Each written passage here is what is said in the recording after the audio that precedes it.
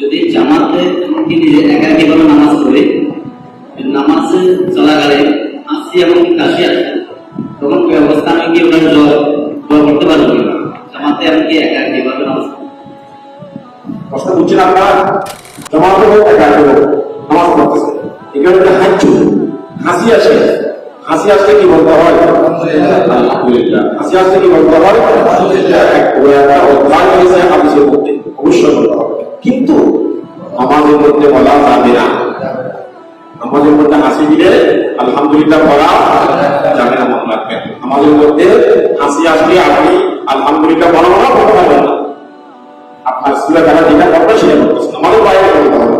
আমাদের বাইরে হাসি দেওয়া, হাসি দিলে আলহামদুলিল্লাহ বলতে হবে, সুন্নাত সওয়াব হবে।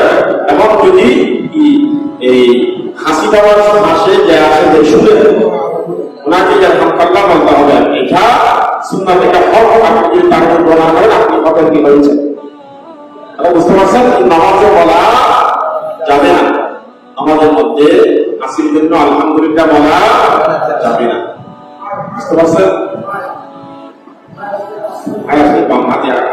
হাত দিলে উঠে হয়ে যায়, নিশ্চিতের কোনো কথা নাই। হাত দিলে উঠে হাত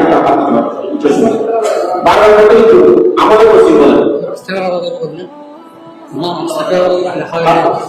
ঠিক না, আলহামদুলিল্লাহ করা যাবে না। আস্তে আস্তে ভালো হবে না,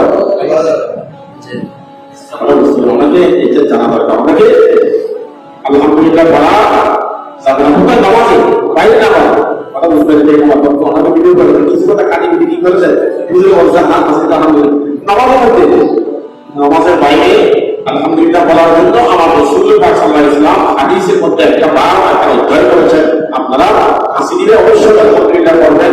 হাসির সাথে আমার রাসূল পাক সাল্লাল্লাহু আলাইহি ওয়াসাল্লাম করেছেন, আপনার হাসির সাথে অনেক জীবাণু শরীর থেকে বের হয়ে যায়। আলহামদুলিল্লাহ আমার রাসূল আমাদেরকে কত সুন্দর সুন্দর সুন্নাত শিখিয়ে দিয়েছেন। এগুলি যদি আপনি প্রত্যেকটা পালন করেন, আমার রাসূলের সত্তায় আল্লাহ আপনাকে বিভিন্ন জটিল বিপদ থেকে আল্লাহ সাফা দান করবেন। সুবহানাল্লাহ।